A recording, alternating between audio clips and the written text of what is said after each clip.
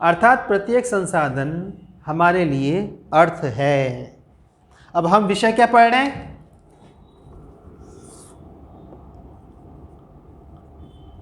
अर्थ व्यवस्था। दो शब्द आ गए, अर्थ प्लस व्यवस्था। अब इस अर्थ की व्यवस्था हमें इस क्रम से करनी है कि वह सकारात्मक परिणाम दे। घर में शादी है या कोई एक कार्यक्रम हमको आयोजित करना है, तो हम उसके लिए बेसिक चीज़ें प्रयोग में लाएंगे ना।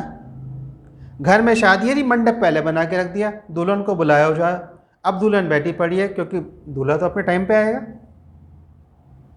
ठीक है। अभी फेरे पड़ने हैं, लोगों ने रोना स्टार्ट कर दिया, क्यों? बोले विदाई के लिए अभी से रो रहे हैं। हलवाई ने चावल तब मंगाए थे, लाए मैं तब हूँ रात के 12 बजे, बोले चावल बनाओ, बोले क्यों? सबको खाना खिलाना, पुलाव बनेगा। व्यवस्था। एक योजना को ध्यान में रखते हुए, भविष्य की योजना को ध्यान में रखते हुए, देश काल परिस्थिति के अनुसार संसाधनों का क्रमबद्ध रूप से उपलब्ध करवाना व्यवस्था कहलाता है। In the consideration of the future planning, when we arrange the resources in the sequence according to the time, place and the circumstances, that is called arrangement व्यवस्था। अर्थ की व्यवस्था। आवश्यकता मुझे जल की है, मैं वायु गा रहा हूं। इस समय आवश्यकता मास्क लगा के मुंह ढकने की है और मैं फ्रीडम की बात कर रहा हूं। नहीं जी, ओपननेस है, फ्रीडम टू लाइफ है, मैं अपने जीवन को कैसे जीऊं। आपका इंडिविजुअल का विषय ही नहीं है ना, आपके व्यक्तिगत विषय ही नहीं है, कलेक्टिव विषय है, सामूहिकता का विषय है। इसलिए आप इस समय परिस्थितिजनक अपने व्यक्तिगत स्वतंत्रता का प्रदर्शन कर ही नहीं सकते हैं, क्योंकि राइडर्स लगा रखे हैं, आप पे प्रतिबंध है इस समय। जल, मुझे शुद्ध जल प्राप्ति नहीं हो रहा है, वायु अग्नि का क्या करूंगा? मर तो वैसे ही जाना है, जीवन समाप्त हो जाना है। और जब मुझे भोजन चाहिए, तब मैंने, बताते हैं ना कि भोजन करने से पहले पानी नहीं पीना चाहिए, तब मैंने पानी पी लिया। हम भोजन क्रमबद्ध तरीके से ही तो करेंगे। अगर प्राणिक रूप से देखा जाए तो आपको, मतलब डॉक्टर की एडवाइस के अनुसार भी आपको 40 मिनट पहले पानी नहीं पीना, 40 मिनट बाद तक पानी नहीं पीना है भोजन करने के। क्यों? भोजन करते अग्नि प्रज्वलित हो जाती है, जठर कहलाता है ना, पेट का निचला भाग जिसमें आग लगती है, तभी तो भोजन पचता है। आपने उस पर डाल दिया पानी। अच्छा, अग्नि और वायु, अग्नि और जल एक दूसरे के विपरीत है, इसलिए समय अनुसार क्रमबद्ध तरीके से, क्रम कहता है या तो पहले पीजिए बाद में पीजिए। अच्छा, पिए ही ना, ऐसी स्थिति नहीं है। बोले नहीं, पानी भी चाहिए, पानी भी चाहिए, अग्नि भी चाहिए। आपको दोनों चीजें चाहिए, लेकिन क्रमबद्ध रूप से चाहिए। सीधा व्यक्ति भी चाहिए, टेढ़ा भी चाहिए, सब चाहिए, नहीं तो लड़ेगा कौन देश के लिए? सब सीधे बैठ के प्रवचन ही करने बैठ जाए? नहीं। ऊर्जा का कोई एक प्रकार हटा दीजिए, तो आवश्यकता हमारी किसकी है? सौर ऊर्जा की है। सौर ऊर्जा की किस लिए? आने टाइम में सस्ती पड़ेगी, ये महत्वपूर्ण कारण है ही नहीं। कुछ लोग कहते हैं सस्ती पड़ेगी तो सौर ऊर्जा पर जो अधिक ध्यान दिया, नहीं। सबसे महत्वपूर्ण बात, पर्यावरण शुद्ध हो जाएगा, वायु शुद्ध हो जाएगी ना, कोयला जलना कम हो जाएगा। उससे सबसे अधिक महत्वपूर्ण बात, ये आतंकवाद का समाप्त करेगा। आतंकवाद की जड़ पे काट करेगी सौर ऊर्जा। कैसे? हमारी ऊर्जा निर्भरता अरब के देशों पर है, और अरब में बहुत से देश ऐसे हैं, संस्थाएं ऐसे हैं जो तेल के खेल पर संपन्न हैं। हम उनसे तेल लेते, उनका पैसा पहुंचाते हैं, वह उसी पैसे को आतंकवादी गतिविधियों में लगा देते हैं। भारत एक बड़े स्तर पर सौर ऊर्जा के माध्यम से उसको विकसित करके, जो तेल खरीदने पे जो पैसे खर्च कम करता है, उनको पैसे कम देगा। उनकी जेब में पैसे कम होंगे तो फिर दाल रोटी खाएंगे, बाकी लग्जरी की आवश्यकता वो सोचेंगे नहीं। फिर कोई आतंकवादी संगठन के पास आता भी है, बोले पैसे, बोले पहले दाल रोटी खा ले, बाद में तुमको पैसे देंगे। सौर ऊर्जा का सबसे बड़ा अप्लाइड इफेक्ट यह होने वाला है।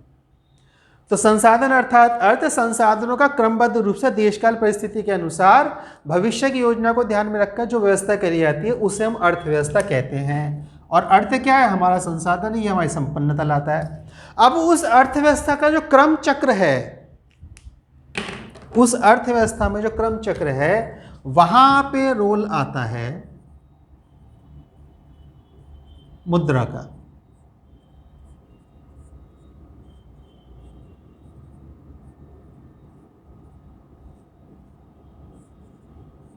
सब एक दूसरे से रूप में परिवर्तित होते हैं, ठीक है ना।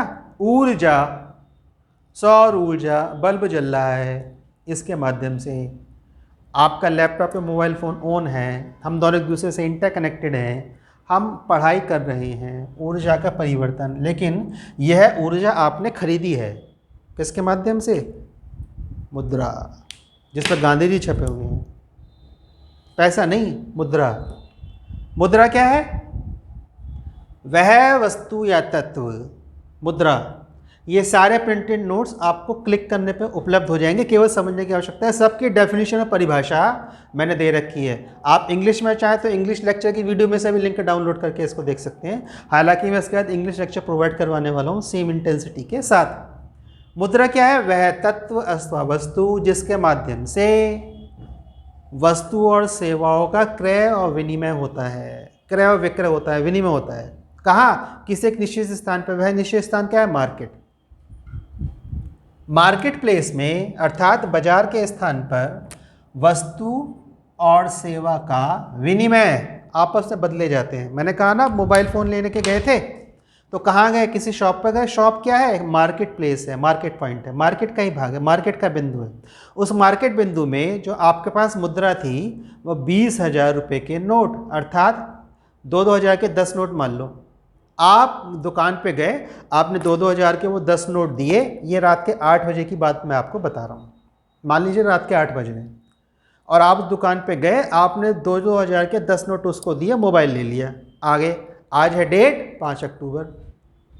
अब हम कल रात 8 बजे जा रहे थे, लेकिन इससे पहले ही 5 अक्टूबर की मध्य रात्रि में 9 बजे के लगभग प्रधानमंत्री ने यह अनाउंस कर दिया कि जो हमारी जो इस समय की जो मुद्रा का स्वरूप है वो लीगली टेंडर्ड नहीं है, वैधानिक रूप से मान्य नहीं रहेगा, जो प्रधानमंत्री ने कहा था नोटबंदी के समय।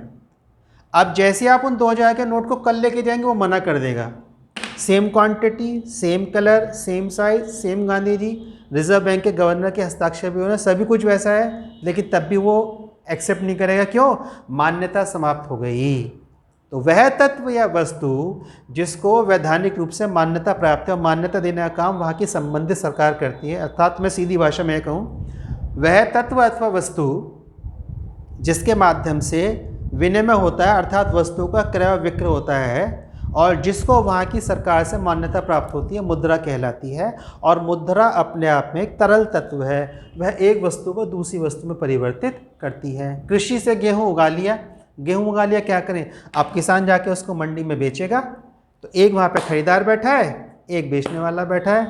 बेचने वाले के पास गेहूँ है, खरीदार करने के पास मुद्रा है। उसने किसान को मुद्रा दी, उससे गेहूँ ले लिया। अब वो अपना आगे का व्यापार करेगा, जो भी करे उसका परिस्थितियों के आधार पर दिया गया निर्णय है। मुद्रा तो किसी अर्थव्यवस्था के आर्थिक तंत्र में वह तत्व वस्तु जिसके माध्यम से मार्केट के स्थान पर वस्तु का क्रय और विक्रय होता है तथा जिसको कानूनी मान्यता प्राप्त होती है, हम उसको मुद्रा कहते हैं। और इसका अपना प्रत्यक्ष मूल्य होता है, फेस वैल्यू बोलते हैं इसको। अर्थात 20 रुपये का नोट है तो 20 रुपये में ही चलेगा। 20 रुपये का नोट दिया, 20 रुपये की दाल ले ली, लेकिन ये दाल अब 20 रुपये में वापस नहीं होगी। दुकानदार से व्यक्तिगत संबंध वो अलग विषय है, लेकिन अगर आप उसको बेचने जा रहे हैं और आप सोचें कि कोई मुझसे 20 रुपये में ले ले, वो 20 रुपये में लेगा ही नहीं, उसका वैल्यू गिरेगी। लेकिन ये 20 रुपये 20 रुपये के काम ही आएंगे। प्रत्यक्ष वैल्यू, फेस वैल्यू, दाल की कोई प्रत्यक्ष मूल्य नहीं होता, वह परिस्थिति जनक होता है। ठीक है, तो अब हम रिकैप करते हैं पूरे लेक्चर का। मांग और आपूर्ति के असंतुलित विषय का, मांग और आपूर्ति की असंतुलन की स्थिति का जो विषय अध्ययन करता है संतुलन लाने के प्रयास के अंतर्गत, उसे अर्थव्यवस्था कहते हैं। अर्थ अर्थात वह जो आपके जीवन में संपन्नता लाता है, अर्थात संसाधन। संसाधन क्या है? जो आपकी आपूर्ति की आवश्यकताओं को संतुष्ट करता है केवल प्रोवाइड करवाना संतुष्टि नहीं है। सोने के पिंजरे में तोता संतुष्ट हो ही नहीं सकता, लेकिन आप उसको बेस्ट से बेस्ट फैसिलिटीज उपलब्ध करवा रहे हैं। तो वह संसाधन जो आपकी आवश्यकता की आपूर्ति को संतुष्ट करता है, संसाधन कहलाता है। संसाधनों का क्रमबद्ध व्यवस्था करना अर्थव्यवस्था का भाग है। उस क्रमबद्ध व्यवस्था में वह तत्वस्था वस्तु जिसके माध्यम से वस्तु और सेवाओं का विनिमय क्रय विक्रय होता है किसी एक निश्चित अर्थात मार्केट के स्थान पर, हम उसको मुद्रा कहते हैं। और यह है अर्थव्यवस्था की परिभाषा। इसके नोट्स आपको डिस्क्रिप्शन बॉक्स में अवेलेबल हो जाएंगे। लिंक पे क्लिक करिए, सबसे पहला लिंक है, और सीधा वेब पेज खुलेगा, उस पर जाके इसको कॉपी पेस्ट कर लीजिए। वेल मैनर्ड डायग्राम्स के साथ प्रिंटेड कलर नोट्स आपको निःशुल्क उपलब्ध करवाए जा रहे हैं। चैनल का यह वीडियो आपको पसंद आता है अर्थव्यवस्था की डेफिनेशन, तो चैनल को लाइक करिए, चैनल को सब्सक्राइब करिए, वीडियो को लाइक करिए और उसको शेयर भी करिए।